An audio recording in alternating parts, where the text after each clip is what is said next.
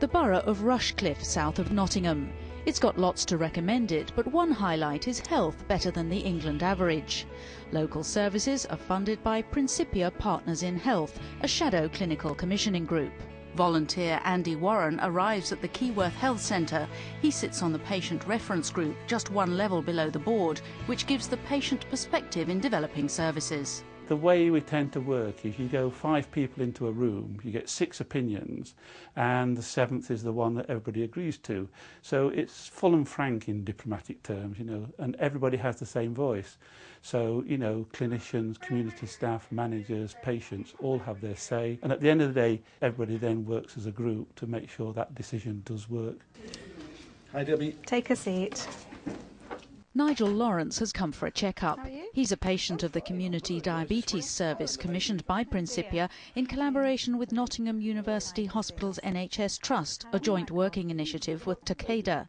He also sits on the Patient Diabetes Forum and lobbied to provide care and treatment in people's own communities, not just in hospital. As we've developed, we've got more involved and we play more of a part in directing the diabetes services within Principia and to some degree within the county.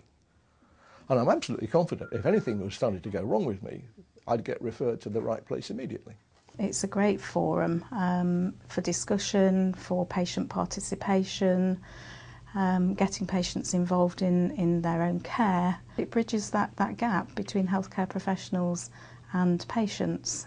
It gives them support. They're not on their own. There are other people in the same situation. Many typically elderly people get admitted to hospital unnecessarily for relatively minor problems because there's no alternative. But Principia's new urgent care support service, run in partnership with Nottinghamshire County Council, is bridging the gap.